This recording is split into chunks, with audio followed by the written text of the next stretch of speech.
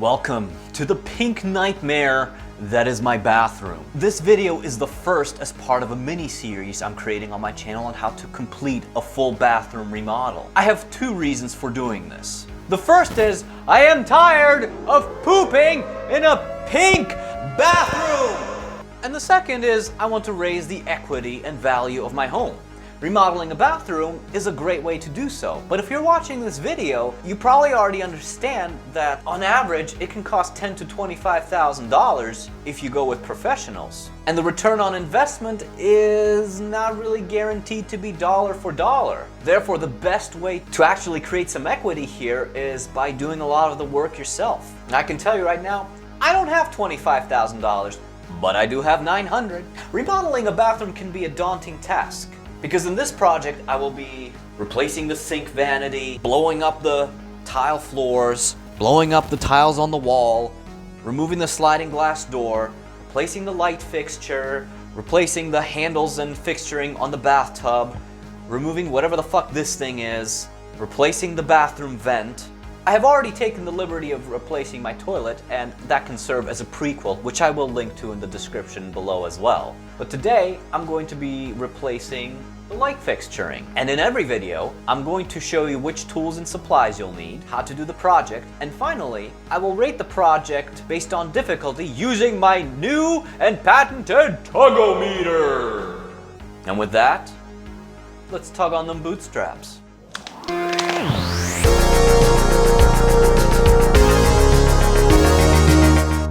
Here's all the tools we'll need. Multimeter, wire strippers, wire cutters, flathead screwdriver, Phillips head screwdriver, assortment of wire nuts, ground nuts, auxiliary sources of light, and of course your new light fixture. The multimeter is going to be the most important one. It can quite literally save your life. We'll be using it to check whether or not there's any voltage present after we shut off the breaker.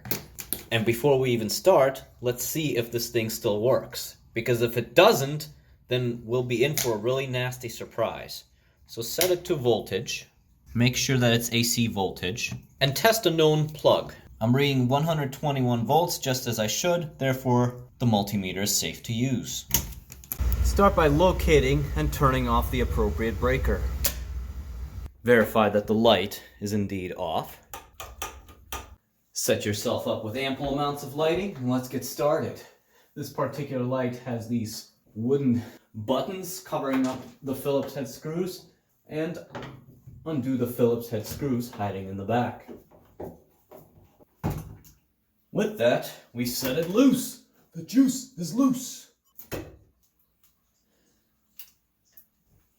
The black ones are going to be the hot wires, and the white ones are going to be the neutral wires. I'm going to undo this wire nut here, and I'm going to use my multimeter and check to make sure that there's no voltage across any of these hot wires. At this point, be careful not to touch those bare wires with your hands. I'm gonna use a grounding spot such as this box, and I read no volts. That's good. Also undo the wire nut. Oh shit. It wants to break loose. Well, it came loose on its own. That's fine. Alright, I'm gonna set it aside. I'm going to verify that there's absolutely nothing going on between these two bad boys, the hot and the neutral. And we're good. Next we'll remove this plank of wood. And actually you can see the wallpaper that I've already removed from this bathroom, so this bathroom was even pinker than I'm making it out to be. So right away, I am discovering my very first problem, that is this junction box I don't think is really designed to carry the weight of my new light fixture. So I'm gonna have to run to the store, get a new one, and it's barely attached as it is. What the fuck? Why has everything gotta be so ghetto up in this piece? Come on. So through some stroke of luck, I wound up finding a junction box in my collection. That's what we're supposed to mount to. Remove this junction box. Luckily, it's screwed in, so that's kind of a positive, because if it was nails, that'd be a whole different project. What do we have here? Oh, there is a nut. It's kind of a mangled looking nut here that we're gonna have to unscrew in order to get at the, in order to get at the cable. Luckily for me, the cable sort of pulls out. All right, so that's off, but I'm gonna save this cable clamp. It's a very special one for this, I wanna say it's Armored BX style cable. You'll notice that it does not have a ground wire. This is an older house, and normally you expect to see, you know, your standard 3-conductor Romex. Based on what I know from the NEC code, because this has a grounding strip in here that you can see, we can use basically the metal sheath plus this conductor as our ground path. If you encounter anything like this, you'll have to check with your local codes, or perhaps have an electrician inspect your work to make sure that you are in compliance with the code. We'll have to expand the size of the hole. We'll have to secure this junction box to the stud here. So let's measure out the extra drywall we'll need to cut. Now you can use either a drywall saw or this multi-tool here to make the cut. Let's thread this thing in so that we don't lose it inside the wall. Now the trick to tightening these nuts is you just take a flathead screwdriver, use a hammer, and you hammer it in to make it tighter.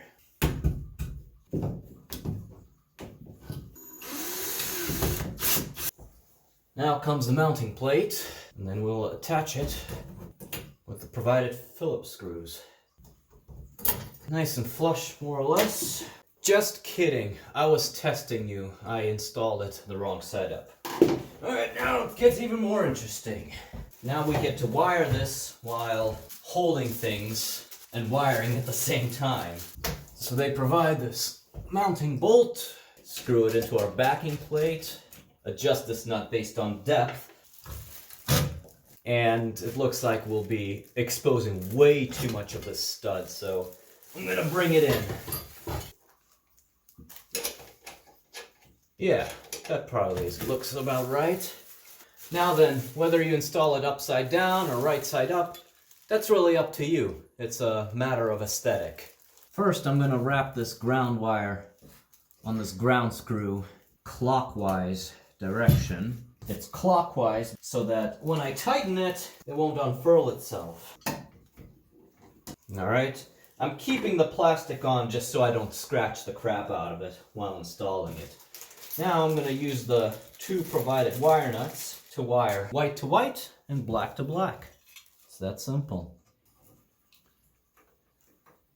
That looks good. Now black to black. Alright, that looks pretty good. I'm going to tuck the wires away into the recess here. Let's dock this thing. Put on this nut here. Would you look at that? Next comes the glass here. Okay, these are all in. Alright, and with that, I'm gonna go turn the breaker on. Wow, look at that. Nice.